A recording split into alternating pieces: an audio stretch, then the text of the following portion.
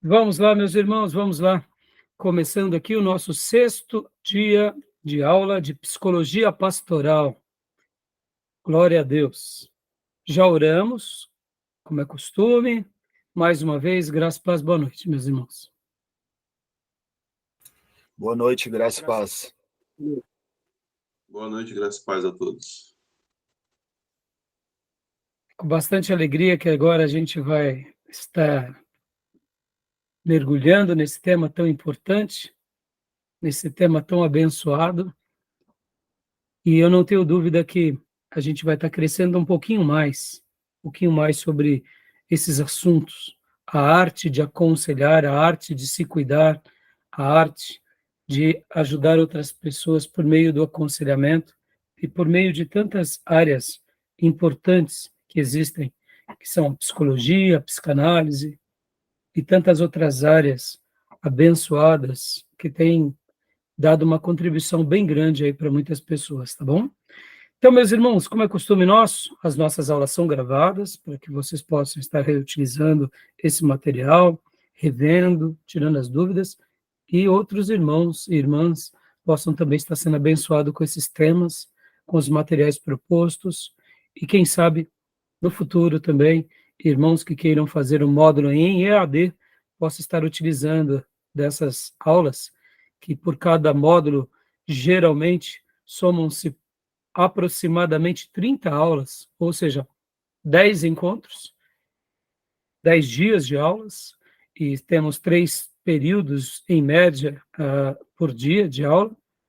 Em cada dia temos 3 aulas. Totaliza ali sempre uma média de 27 a 30, tem matérias que 33 aulas, e assim essas pessoas que no futuro desejarem fazer esse seminário poderão entrar em contato conosco e assim reassistir às aulas, e naturalmente estarei passando outros materiais e marcando alguns encontros também para avaliar esses aprendizados e serem bênção para formar outros obreiros, tá bom?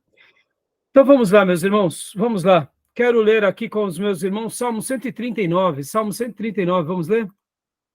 Salmo 139. Quero ler esse texto aqui tão abençoado. Salmo 139. O irmão que achou, pode ler para nós.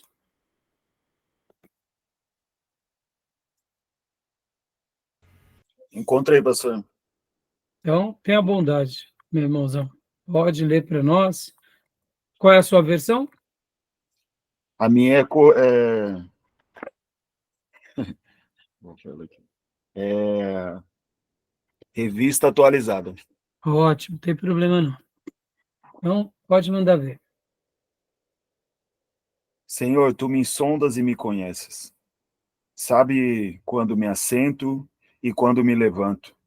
De longe penetra os meus pensamentos. Esquadrinhas o meu andar e o meu deitar.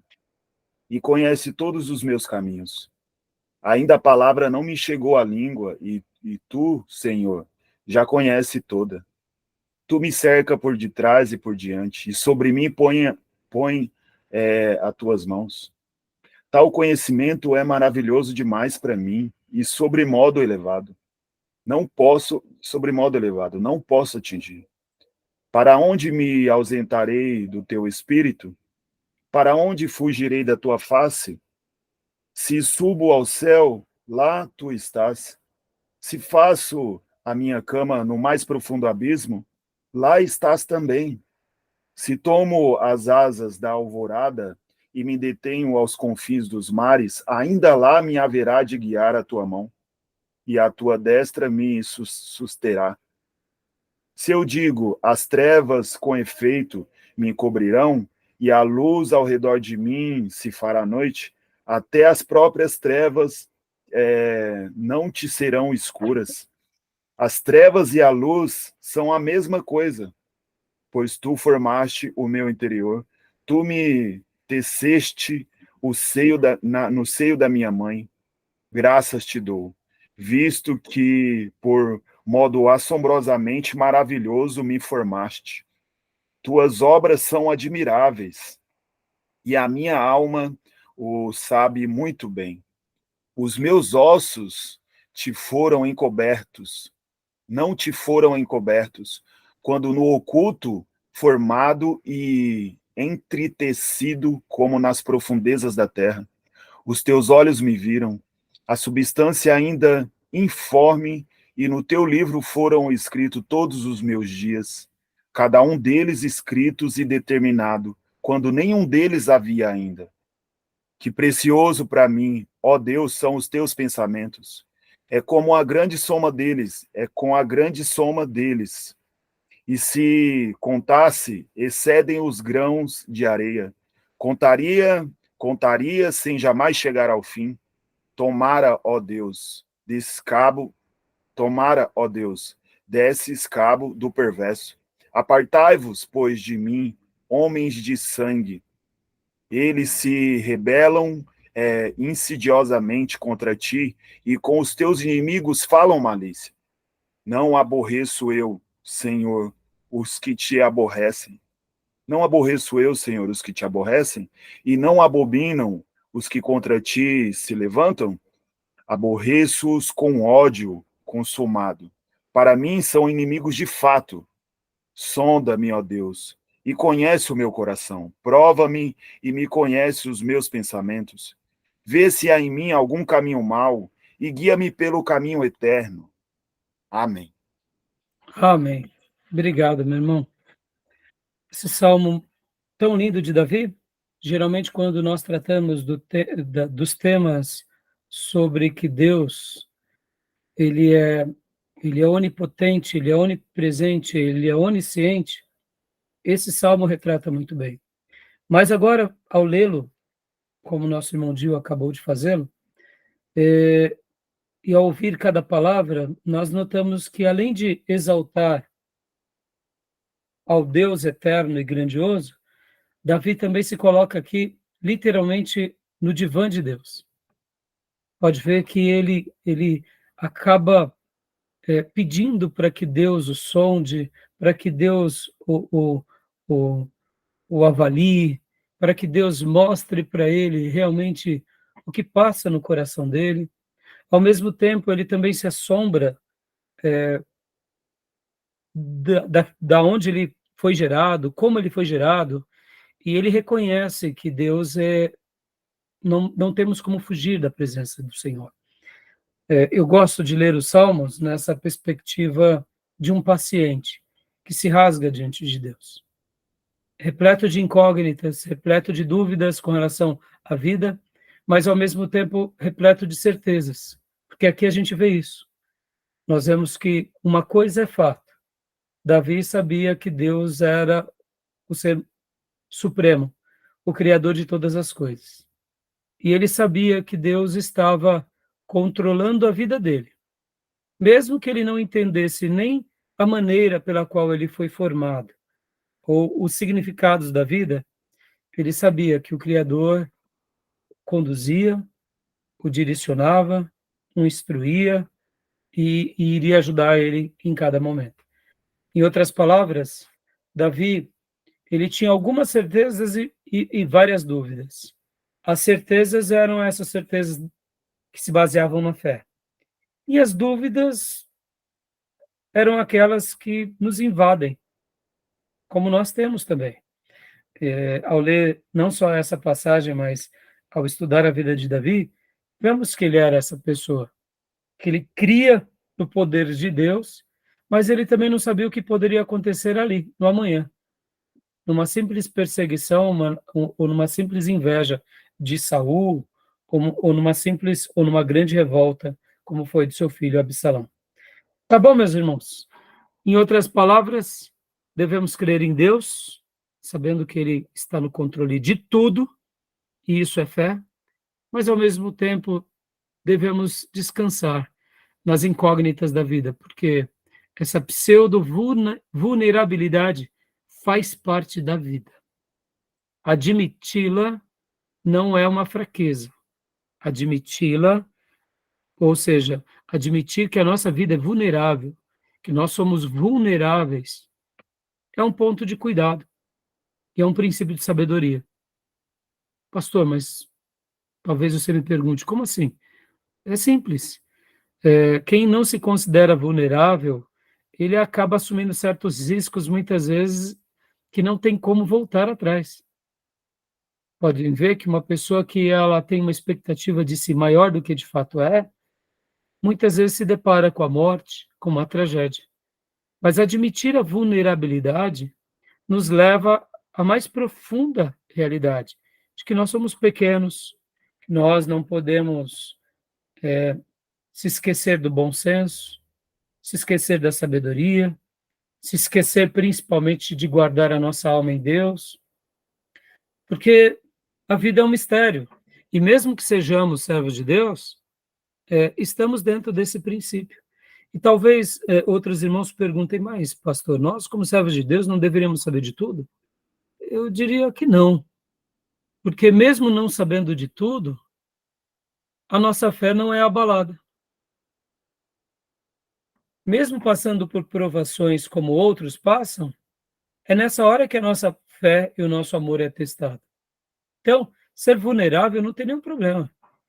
Agora, se manter como uma pessoa extremamente vulnerável, aí talvez sim tenha problema.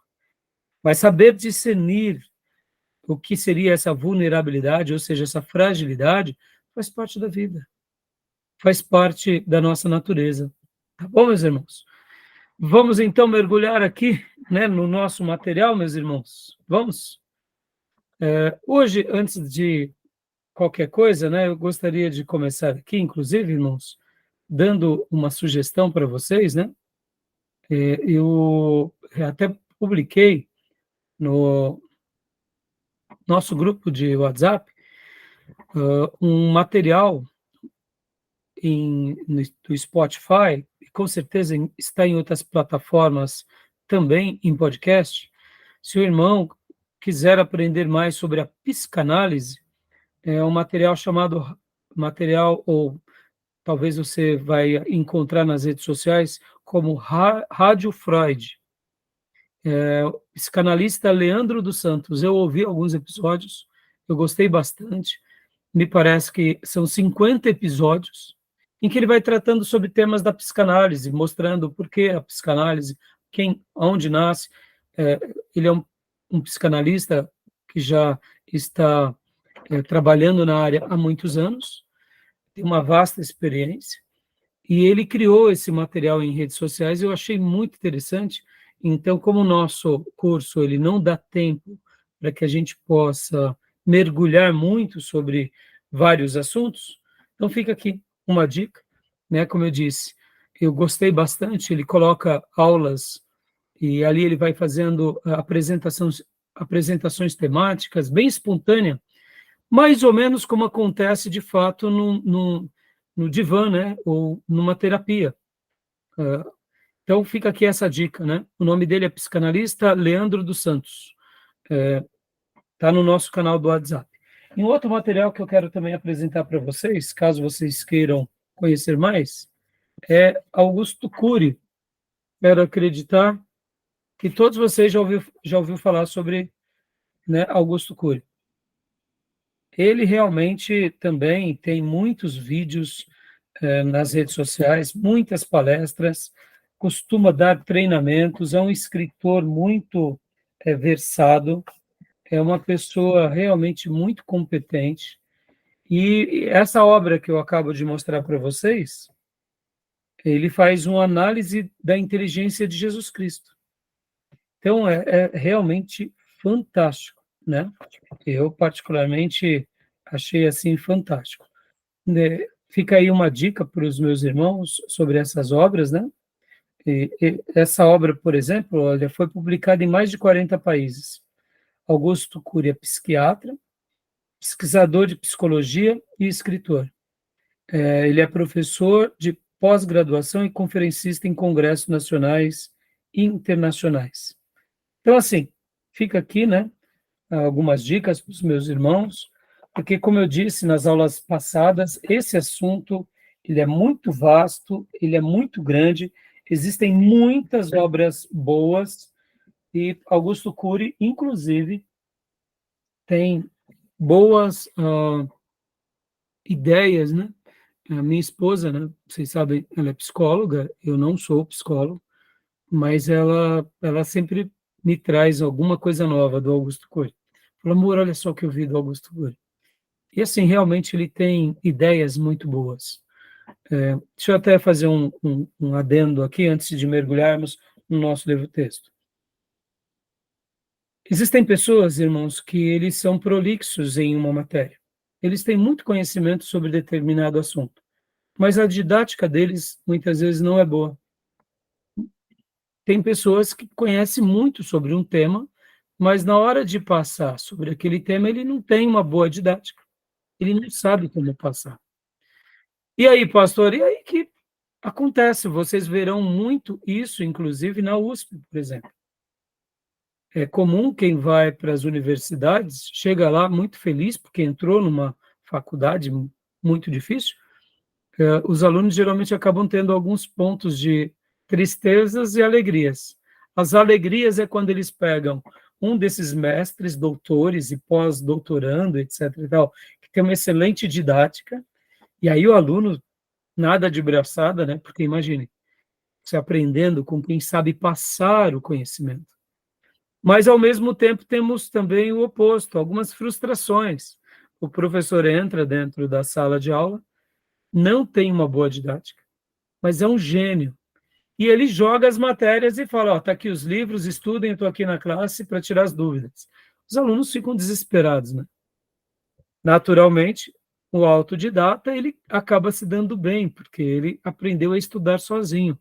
Mas mesmo uma pessoa que passou numa universidade federal, ele sempre preferirá ter uma aula onde o professor, além de ser um mestre, um doutor, tem uma boa didática.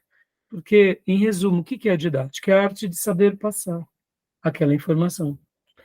Então, o que eu quero dizer sobre esses dois palestrantes que eu acabo de recomendá-los? E principalmente o Augusto Cury. O Augusto Cury é brilhante. A didática dele é brilhante. Ele tem uma maneira totalmente peculiar de saber transmitir o conhecimento. Então, eu sou admirador, assim, muito grande do Augusto Cury. E existem muitos outros bons nessa área, tá bom? Beleza, meus irmãos? Joia? Algum comentário? Alguma fala? Pastor, Pois não.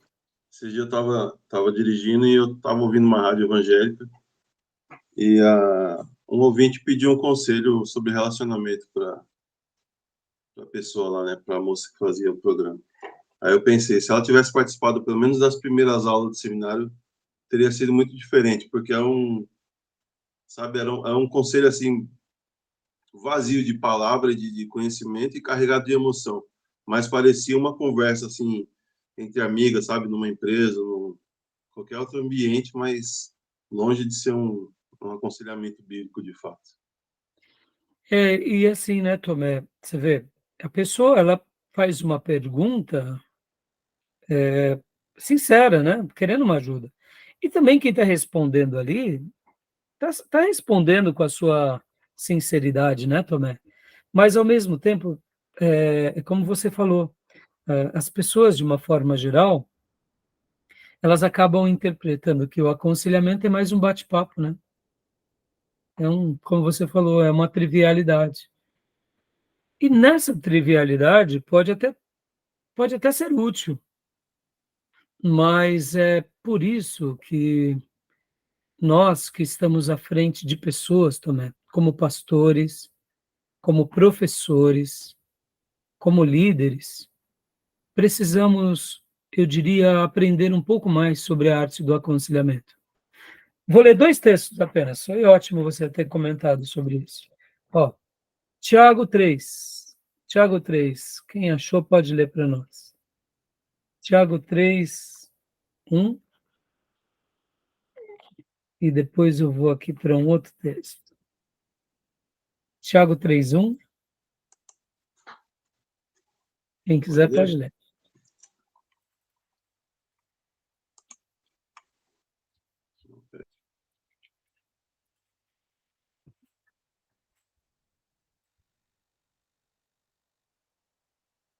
Show. E Gil, abra para mim, Gil, Malaquias 2, 7.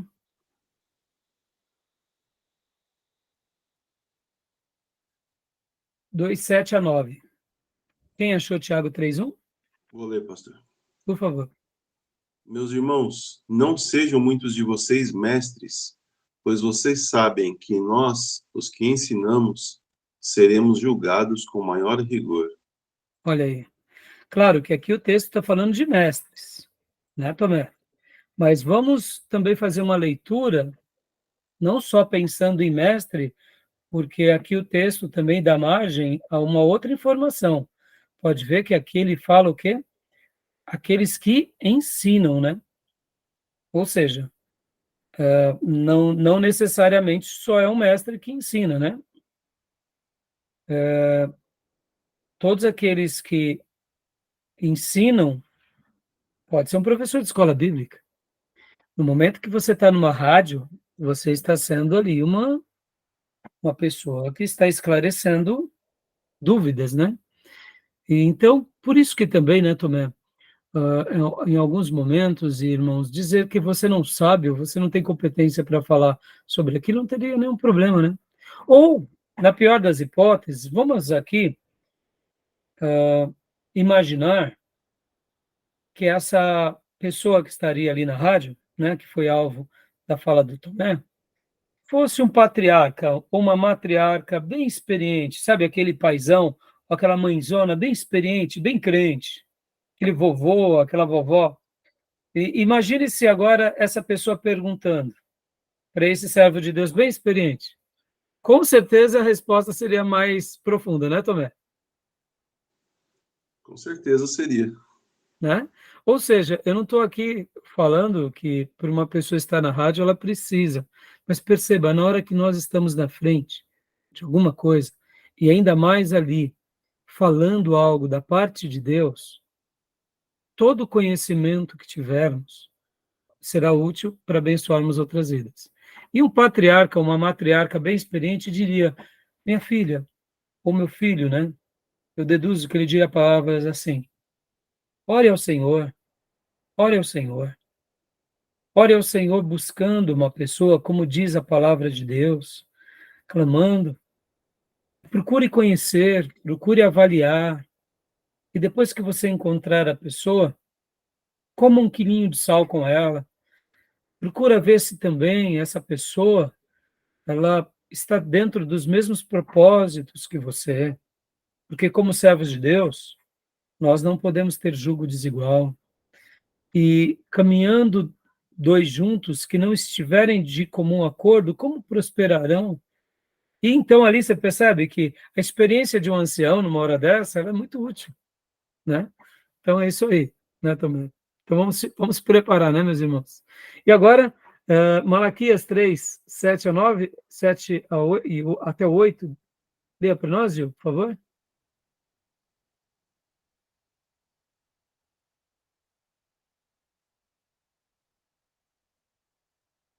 Irmão Gil. Malaquias 2, 7 e 8. Não está conseguindo. Então leia para nós, Tomé. Tá bom, o fone não está dando. O Gil não está sem som. Malaquias 2, 7 e 8.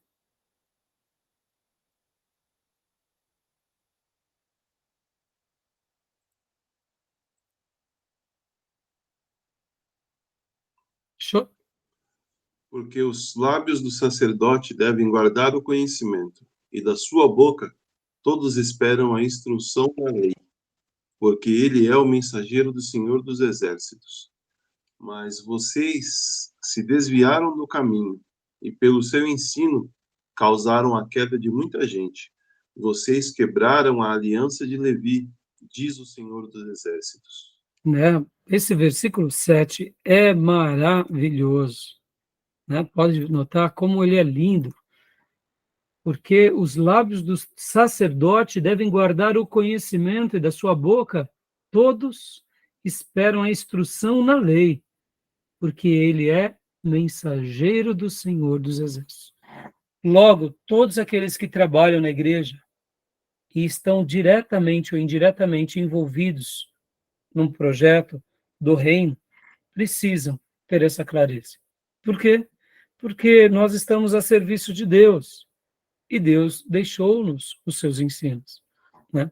Tá bom, meus irmãos, é que Deus nos ajude nessa caminhada para que a gente possa realmente ser muito útil a muitas pessoas, tá bom?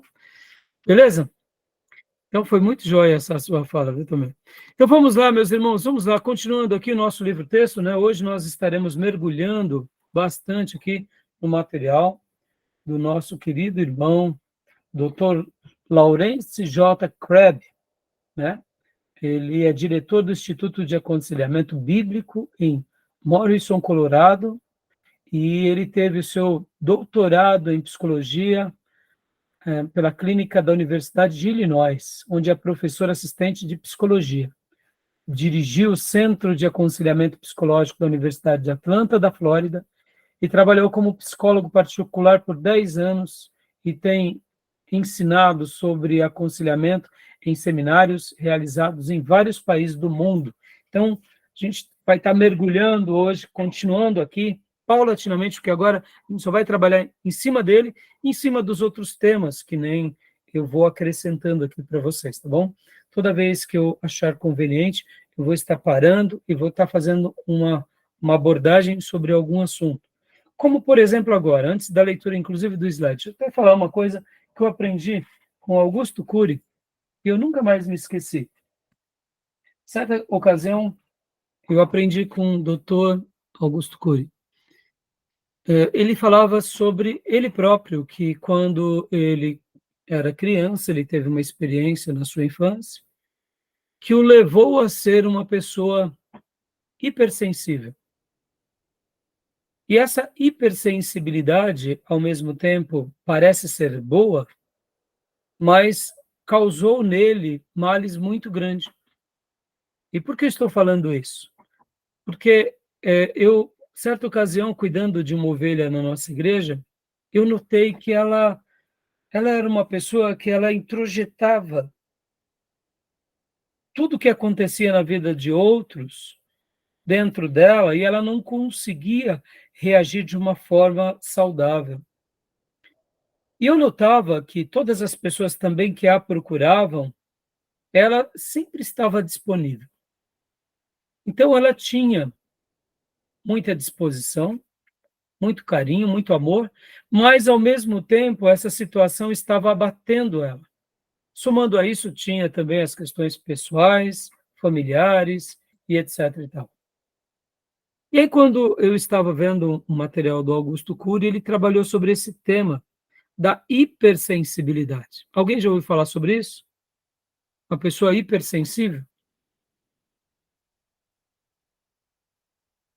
Já ouviram algo a respeito desse tema? Eu já ouvi alguma coisinha assim, mas não guardei nada. Joia. Tomé, Wesley?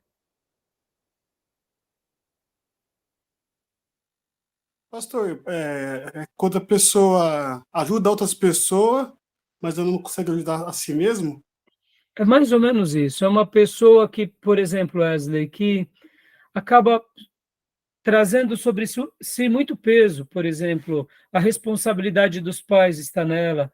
Quem pede uma ajuda, ela socorre. Se ela não consegue socorrer, ela acaba se sentindo mal, porque, poxa, eu não ajudei meu pai, eu não ajudei minha mãe, eu não ajudei meu irmão. Ou seja, ela é uma pessoa que, como agora passamos pelo problema no Sul, né, ela acaba sofrendo demais da conta pelo sofrimento que acontece com outras pessoas. Ou seja, a hipersensibilidade seria mais ou menos isso. Então, assim, você já ouviu falar sobre alguma coisa a esse respeito ou não? Não. Pastor, bem resumido só. Agora que você passou, aí dá uma... Né? Por isso que eu quero só tocar no assunto aqui. Irmãos, olha só que interessante. Deixa eu até, antes de entrarmos nesse assunto, como que acontece num gabinete psicológico, numa terapia, numa análise? É bem espontâneo. As nossas aulas aqui, elas vão ter um pouco dessa dimensão também, da espontaneidade. Porque o que acontece? Quando uma pessoa passa num gabinete psicológico, psicanalítico e etc e tal, não tem um roteiro. A pessoa que senta ali não preenche um formulário. O terapeuta senta, deixa a pessoa à vontade, geralmente coloca a pessoa até num divã. O que seria o divã, né? Em tese, né, irmãos? O divã seria um sofá bem confortável, que a pessoa senta, estica os pés, relaxa, e ali, naquele ambiente bem espontâneo, bem agradável, o terapeuta vai tentando desarmar aquele que está iniciando a terapia. Porque uma pessoa, quando ela vai passar por uma análise ou fazer um atendimento, geralmente ela vai um pouco armada, até porque ela não conhece o outro. E a espontaneidade é uma coisa que o terapeuta considera muito. Então, a primeira sessão pode ser das formas mais variadas. A pessoa pode já chegar se abrindo, se rasgando, como a pessoa pode tocar num assunto aqui, outro acolá. E aí o terapeuta, ele vai tentando conduzir a sessão, né? Inclusive, geralmente há um período, né, que cada terapeuta utiliza como um padrão, geralmente é 50 minutos.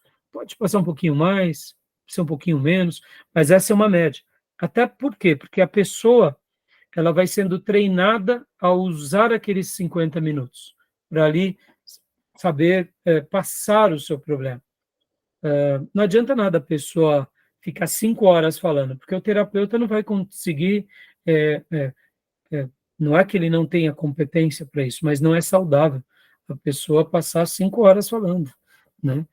A não ser em casos extremamente diferenciados, mas não existe isso. Geralmente é um período ali de 50 minutos, 1 hora. Então, a espontaneidade faz parte desse momento de aconselhamento. Podem ver que na vida do ministério, os melhores aconselhamentos nós fazemos como? Tomando um café com o irmão. Irmão, vamos ali bater um papo, vamos dar uma caminhada. Aí o pastor leva as pessoas, ou conversa com elas. E aí, meu irmão, como que você está?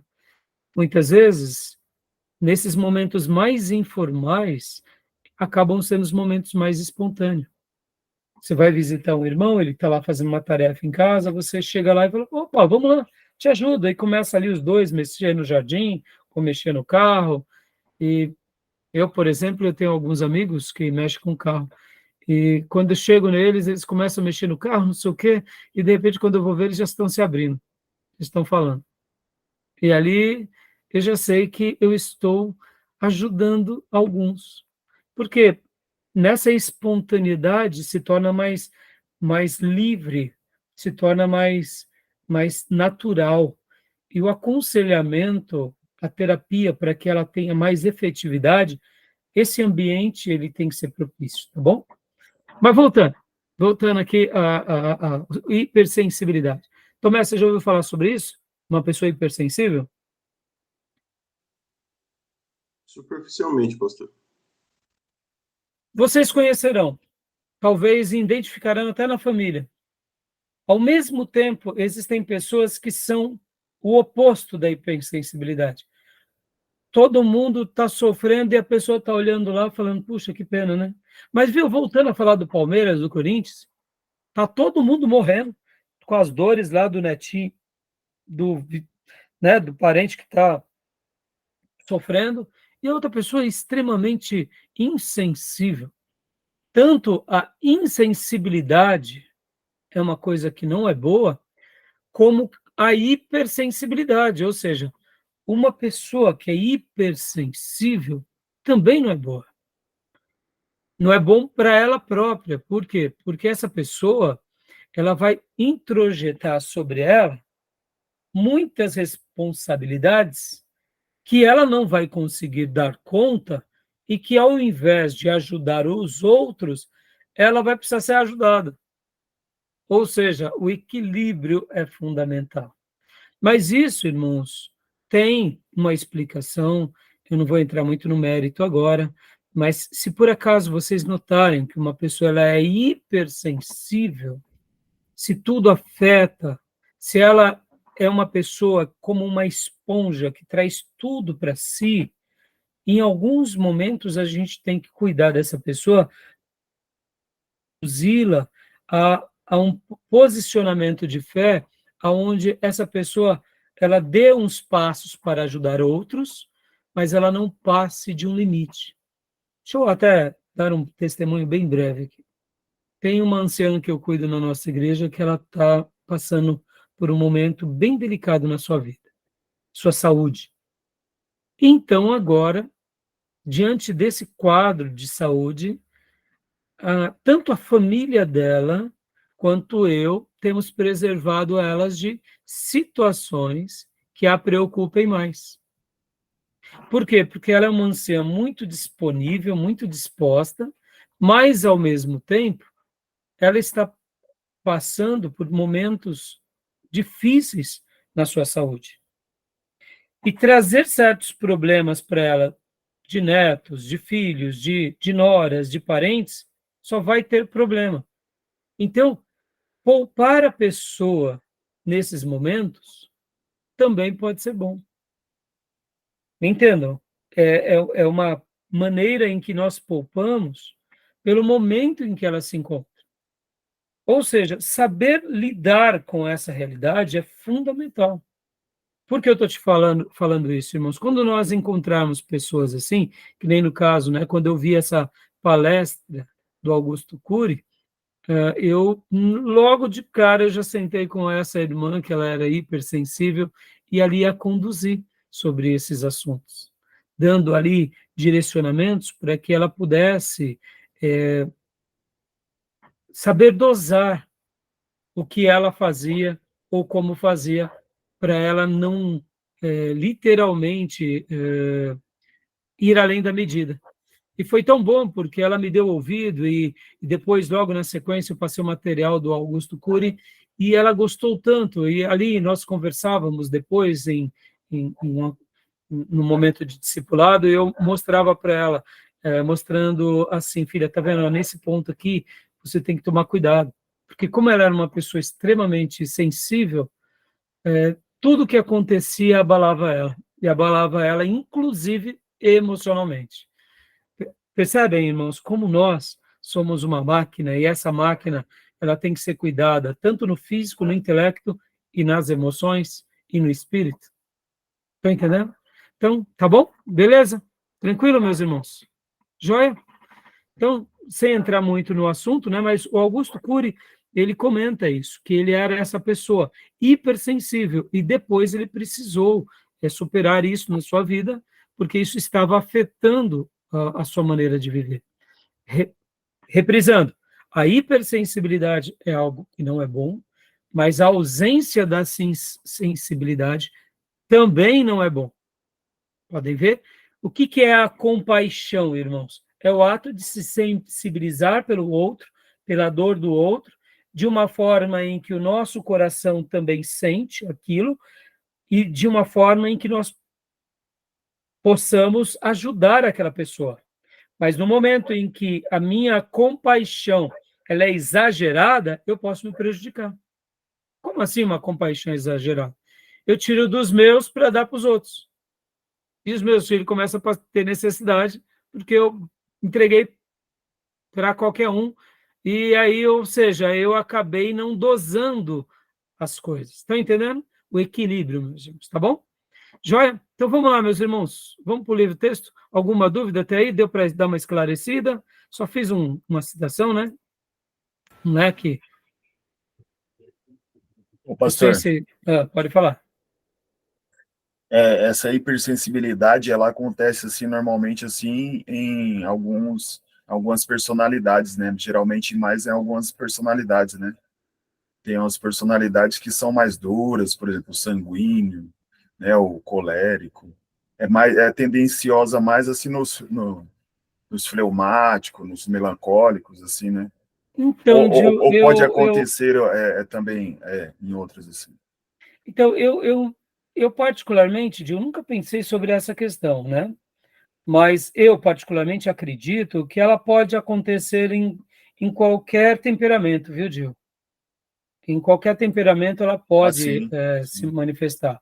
Mas eu nunca cheguei assim a refletir se tal temperamento tende mais para isso.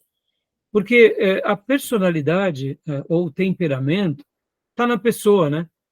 Então, pode ser que sim, né? Um melancólico, não quem sabe. necessariamente não precisa estar É, ligado, né? não, não. Sabe por quê, Gil? Tem vezes que a pessoa, por exemplo, vamos pegar um caso de um sanguíneo, né?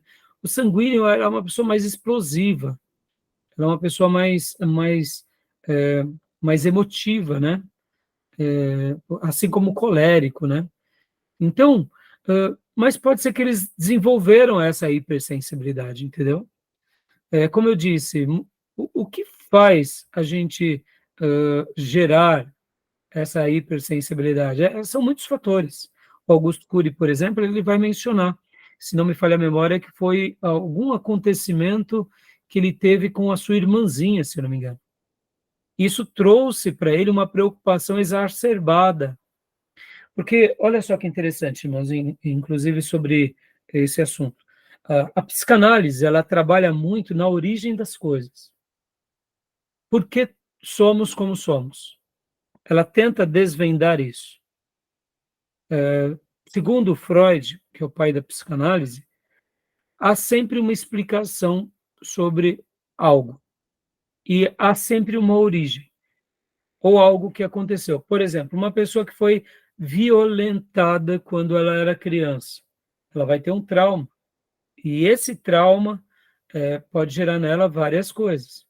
Então, por que ela age assim hoje? Aí a psicanálise vai tentar desvendar esse passado, né? Quer ver uma outra coisa sobre essa questão da agressão sexual? Por exemplo, uma moça, né, que ela foi violentada e ela foi agredida, ela foi coagida a fazer sexo forçadamente, mas no meio do ato ela teve prazer. Essa pessoa, que já não é mais uma criança, agora estou me referindo a uma pessoa ou na sua adolescência ou na sua a vida adulta. Essa pessoa, ela acaba tendo traumas violentos. Por quê? Porque além de ser agredida, isso é um ato invasivo, ela ainda teve prazer. Então ela se culpa do prazer. Essa pessoa, por exemplo, quando ela vai noivar e casar, se ela não passar por um processo de cura, ela vai ter muitos problemas no casamento. Porque inconscientemente, aí onde a psicanálise trabalha muito bem, irmãos, o inconsciente. Em outras palavras, Freud ele vai trabalhar mais ou menos assim, que nós temos a nossa vida consciente, dentro de nós tem quase como um outro eu inconsciente. Eu diria que Freud ele tentou cientificar a religião. Em outras palavras, nós temos duas naturezas mesmo, que seria o lado espiritual. Nós temos o Raimundo espírito e o Raimundo alma e corpo. Estão entendendo? São dois Raimundos. Freud ele vai dar uma vazão a esse lado inconsciente, mas não dessa forma. Mas ele vai tentar cientificar isso. Mas ele vai trabalhar nessa questão do inconsciente. Por isso que é muito interessante quando a gente fala. Então, Gil, voltando sobre a questão da personalidade, né? Então, não dá para a gente saber o que faz uma pessoa se tornar hipersensível. Pode ser um trauma, pode ser uma cobrança, pode ser porque a pessoa traz uma culpa, pode ser que ela foi criada debaixo de uma opressão muito grande por causa de pais opressivos, pode ser muita coisa. Não dá para a gente saber, sabe, Gil? Agora, e pode ser que aflore nas mais variadas personalidades. Por isso que o ser humano, ele é uma matéria-prima incomparável, Gil. Não dá para a gente equacionar, sabe? Tá bom, filhote? Joia, meus irmãos, mais alguma pergunta? Mais alguma fala? Beleza, pastor. Beleza. Tranquilo? Tranquilo. Então, vamos lá, meus irmãos. As 4 maneiras de saber foi aqui que a gente parou semana passada, lembram? Né? Vamos lá. Agora a gente vai detalhar e vamos mergulhar no livro, tá? Você vê, ó, a gente vai estar fazendo apontamentos sobre vários temas, né, durante essas aulas, né, essas últimas aulas. Hoje é a nossa sexta, teremos até a 10ª aula, tá? Então vamos lá. Pastor Johnny, graça e paz, pastor. Pastor Johnny entrou ainda agora, caiu, acho que a chamada dele não deve estar boa. Né? Pastor, graças Graça e e paz, paz, irmãos, tudo graças bem? e paz a todos. Tudo Boa jóia. noite. Boa atraso. De nada. Então, as 4 maneiras do saber, meus irmãos. Aqui o nosso querido irmão Larry Crabb, ele vai falar que nós temos 4 maneiras de saber. E aqui diz assim, né, o nosso autor: em nosso esforço para determinar a maneira pela qual podemos avaliar as ideias de um aconselhamento, o ideal, talvez, seria começar analisando o método utilizado para chegar a certas opiniões a respeito de qualquer coisa. Ou seja, quando a gente vai aconselhar, e aqui ele deixa aqui como uma proposta, né?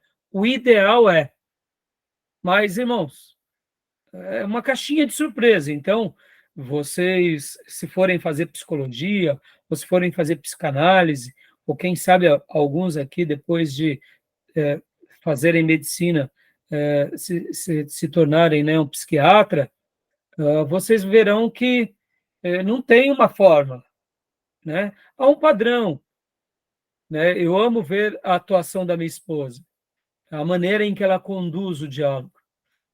Só para vocês terem uma ideia, irmãos, eu admiro muito o trabalho dela. Tem hora que ela está aconselhando alguém e durante a semana ela fala assim: puxa vida, tive essa ideia, eu vou fazer tal coisa, tal abordagem e etc e tal, eu vou fazer essa pergunta. E tem hora que ela apenas diz para mim, né, quando eu acompanho, né, no caso, os aconselhamentos pastorais, porque, lembrando aqui, né, que como aconselhamento pastoral nós trabalhamos em sincronia, na maioria dos casos, a não ser quando a pessoa pede privacidade. E já nas terapias clínicas dela, não. Aí, então, eu sempre deixo ela trabalhar livremente, sem interferir, até porque é uma questão mais profissional entre ela e o paciente. Mesmo que seja na igreja, eu gosto de dar essa liberdade a ela, como profissional da área da saúde. Né? Mas, assim, eu noto que, mesmo quando ela está clinicando, ou estava, ela comentava: puxa, eu tive uma ideia, amor, e aí ela começa a falar para mim. Por que eu estou falando isso para vocês? O preparo, irmãos.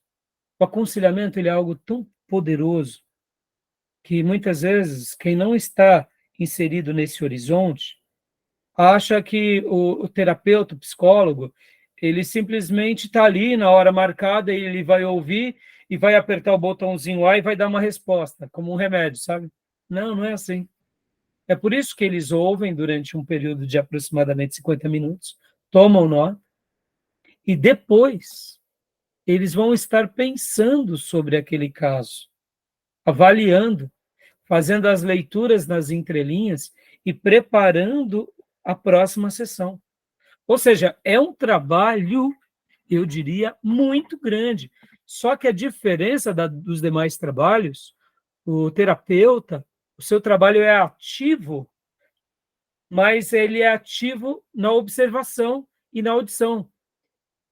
Enquanto a pessoa vomita, fala a sua vida, as suas mazelas, o terapeuta está observando. E ele não está observando ali, pensando na morte da bezerra. Ele está concentrado na vida daquela pessoa, naquelas palavras, naqueles acontecimentos, naqueles fatos.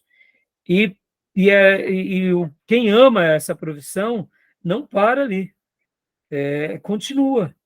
E por isso que um terapeuta, geralmente, esses que acabam tendo muito êxito na sua profissão, eles têm um limite também para aconselhamento.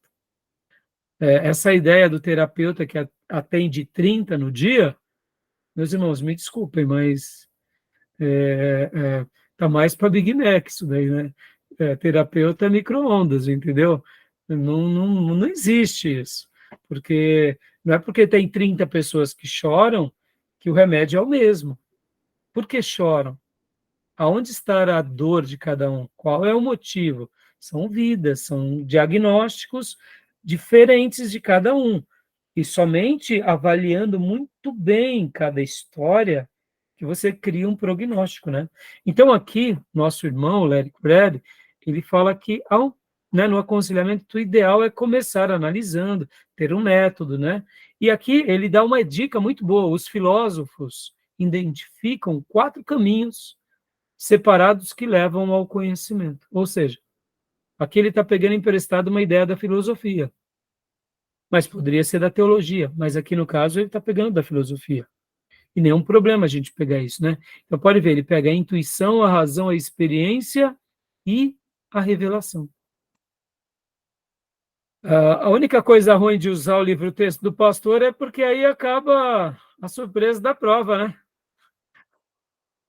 Vamos ver aqui? Prova, né? Então, eu vou ter que mudar Eu essa passei questão. por aí e nem percebi, mas... Olha aí. Né? Porque, né, aí quebra um pouco a expectativa.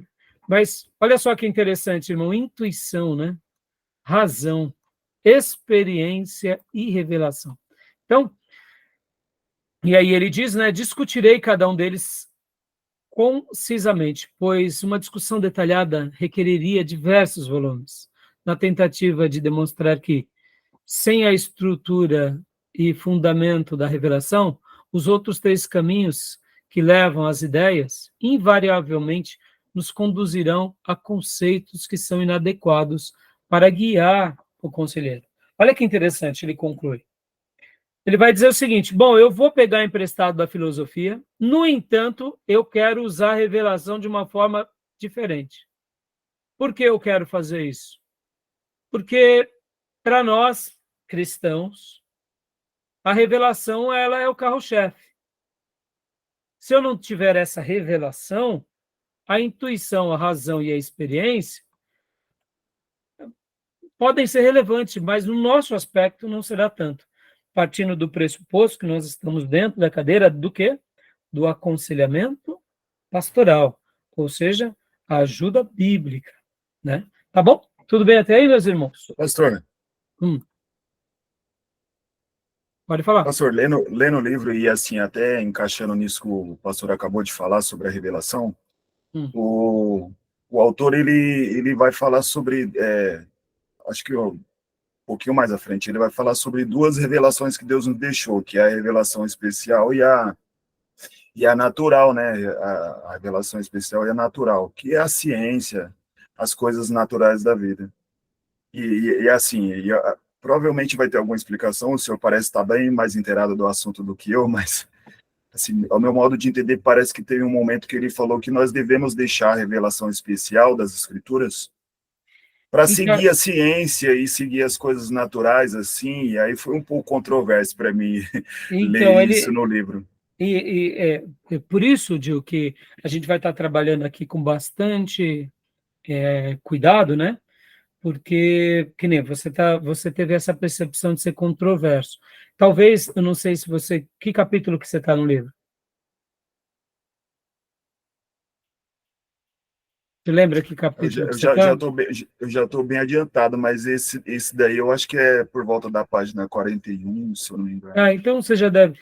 Mas aí, por isso que eu quero estar esclarecendo. Ele vai fazer várias abordagens e depois ele chega nas abordagens e ele dá o ponto de vista dele.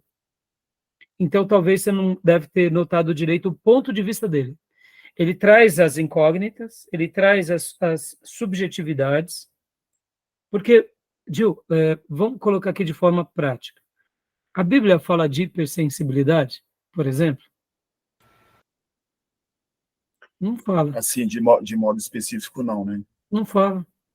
A Bíblia vai falar de passivos agressivos? Não, A não. Bíblia vai falar de pessoas bipolar? Você entende o que eu quero dizer? Então, pegar bipolaridade, vamos tentar enxergar uma pessoa bipolar na Bíblia? O mais próximo, não é que ela seja, não posso fazer aqui uma afirmação, mas uma pessoa que nos lembra um certo tipo de bipolaridade ou de personalidades múltiplas ou duplas, né? Pelo menos duplas ou múltiplas, é Saul, rei Saul. Né? Os especialistas, como eu disse, eles podem até chegar a algumas evidências, mas concorda que esses termos que são termos científicos mais recentes, a gente pode até classificá-los em algumas pessoas na Bíblia, mas não dá para a gente afirmar. Então, olha só como responde um pouco a sua pergunta. Quando ele fala, por exemplo, que a gente tem que pegar a ciência, ele está dizendo o seguinte: vamos usar da ciência para ajudar esse irmão, porque esse irmão está precisando de ajuda, ou essa pessoa. Porque esse tema que a ciência traz é um assunto que pode ser muito útil para essa vida. Já que a Bíblia não trata desse tema, vamos tentar olhar esse tema diante dessa perspectiva. A gente não precisa dizer que bipolaridade está na Bíblia para o conselheiro cristão ficar seguro de tratar desse tema. Aí é onde ele pega emprestado, no caso, a ciência. Você entendeu, Gil? E vai tratar desse tema de acordo com aquela necessidade. Pastor, mas aí ele está usando da ciência? Sim, está usando da ciência. E aí eu te pergunto, qual o problema?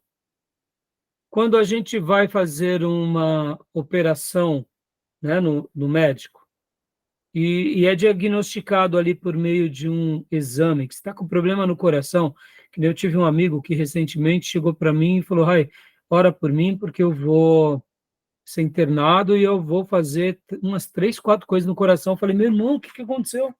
Ele falou: eu fui no médico esse ano, todo ano faço check-up, e o médico, na hora que estava auscultando meu coração, notou algo estranho. Falei: nossa, o que aconteceu aqui? Isso daqui não é um sopro. É tipo assim, é um vulcão, né? Ele falou: nossa, não tinha nada o ano passado, o que acontece? E aí falou: não, peraí, vamos fazer uns exames. Foi fazer os exames, em questão de um mês, a vida dele virou dos avessos.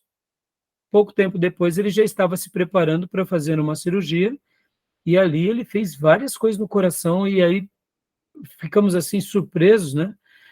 Eu te pergunto, onde está na Bíblia a permissão de um servo de Deus para fazer uma cirurgia dessa? Aí onde entra a revelação natural, entendeu, Gil? Você não precisa necessariamente de ter um texto na Bíblia que fala: quando você tiver um sopro no coração, uma veia, uma carótida e tá.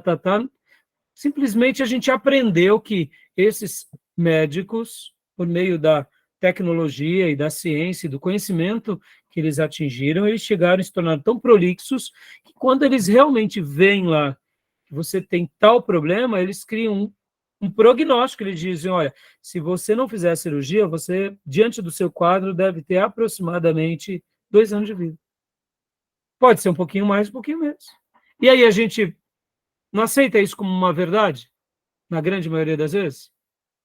Podemos orar pedindo um milagre, mas nós sabemos que estamos está diante de nós um fato.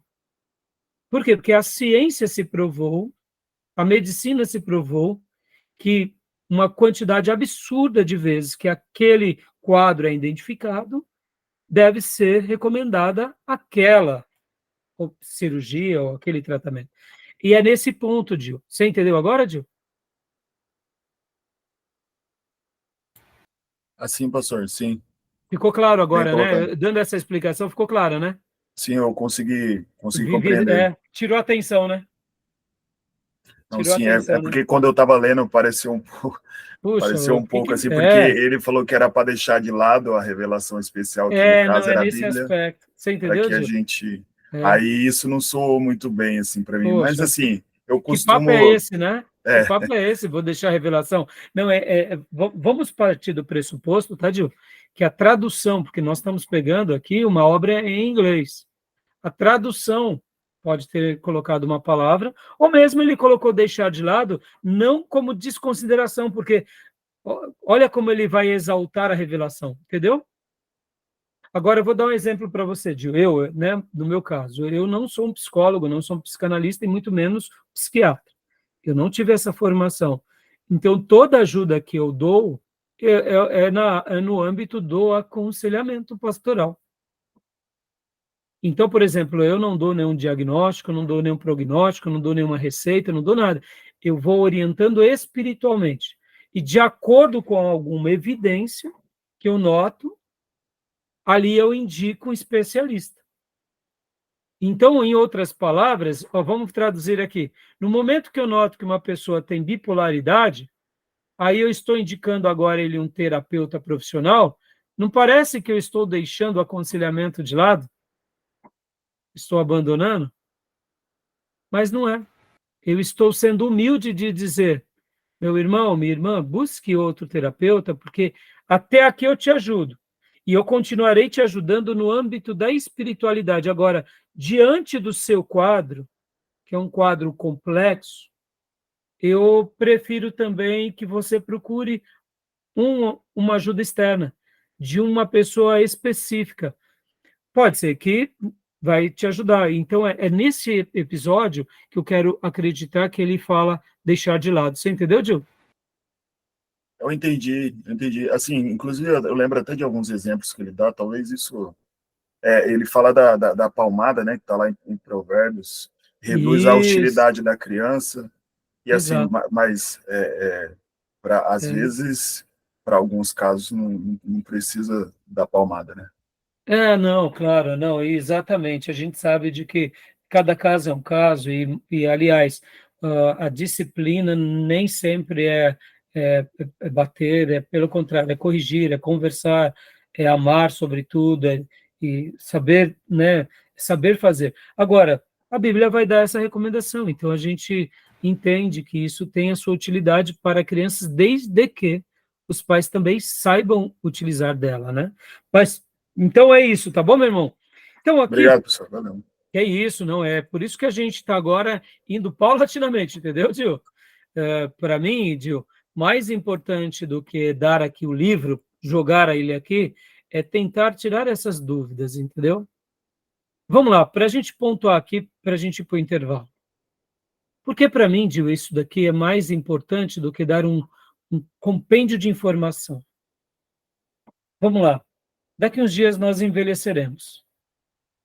Daqui uns dias a gente vai precisar ir para a igreja, alguém, né, segurando o nosso braço. Vai passar rápido, irmãos. Daqui a 50 anos vai chegar bem rapidinho, você vai ver. E aí o que acontece? De repente a gente pode começar a sofrer com alguma coisa mental, por exemplo.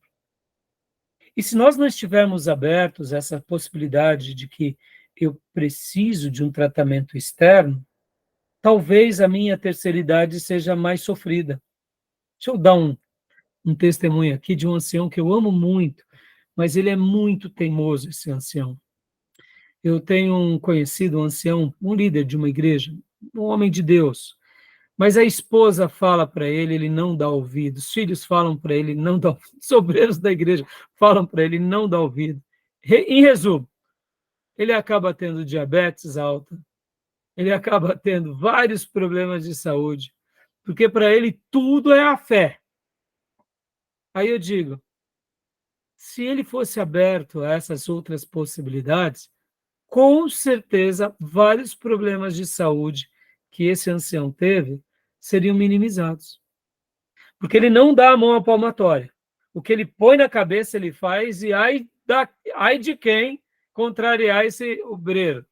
Só para vocês terem uma ideia, algum tempo atrás, ele, fazendo uma tarefa braçal, ele acabou pegando uma infecção, quase morreu, meus irmãos. Ele contraiu uma bactéria de um animal, porque ele, né, numa tempestade, ele quis tirar a água, a mulher falou, não, bem, não, eu vou fazer agora. Contraiu uma bactéria, quase morreu. Percebam? Muitas vezes, o que não é uma pessoa que não foi treinada nessa arte de saber ouvir os outros. Percebe, Gil? Saber ouvir um terapeuta, saber ouvir uma pessoa, saber ouvir um médico. Parece bobeira, irmãos. Tem muita gente dentro das nossas igrejas que elas não se ajustam e vão ter problemas de saúde, tomar muitos remédios. Por quê? Porque você vai falar para ela cortar certas coisas, não corta, né? tá bom? Então você vê, parece bobeira, mas são...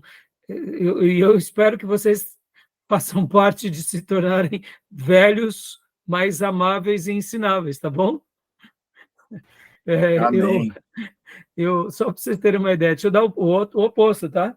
Eu me recordo que nós estávamos lá no seminário, o pastor Enéas Tonini, infelizmente, ele viu a Hélia, sua esposa, adoecer. E ele chegou, certa ocasião, lá na mesa dos professores e disse assim para nós, né, e para mim, Raimundo, eu nunca que imaginei que eu, aos meus 99, 100 anos de idade, estaria cuidando da minha esposa Hélia. Imagina! Ele casa-se com a Hélia, ele era uma coroona de 50, agora passam-se 30 e poucos anos, o pastor Enéas está com 100 anos e a Hélia está ali com seus 80, 70 e pouco, 80, a saúde da Hélia ficou muito ruim. E quem ia cuidar da Hélia? O Enéas. E eu me lembro de um certo dia, que nós estávamos ali na mesa dos professores, e ali estávamos conversando, e o pastor Enéas Tonini, preocupado, disse assim, olha só o que é uma mente que aprende com a revelação especial, mas aprende também com a revelação natural, que são a ciência. E eu lembro que ele disse assim, os irmãos da Igreja do Povo estão me ajudando, e a Hélia já está passando por tratamento, mas eu estou precisando de um psicólogo, de um psicanalista para abordar. E ali na mesa dos professores a gente começou a conversar isso. Ou seja, um homem de Deus tão experiente, mas ele sabia que ali ele tinha limites na sua atuação.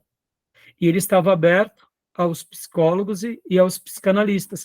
E eu me lembro de um professor que disse assim, pastor Enéas, se o senhor precisar, eu estarei disposto e disponível a ir ajudar a sua esposa.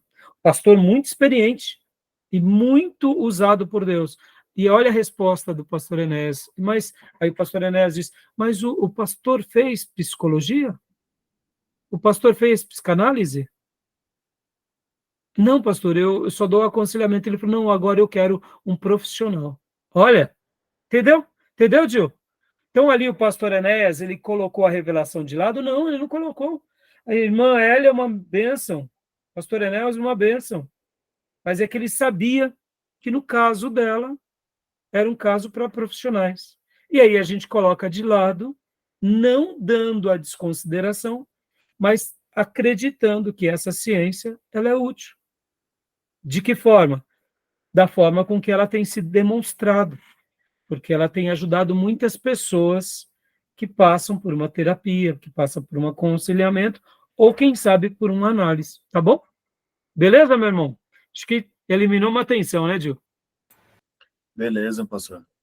Tá bom? Sim, foi claro. Tá, joia. Então vamos dar uma pausa agora para o nosso intervalo, meus irmãos, e a gente volta em alguns minutos, tá bom? Mais alguma pergunta, meus irmãos? Mais alguma fala? Não? Então, vou dar uma pausa aqui, tá bom?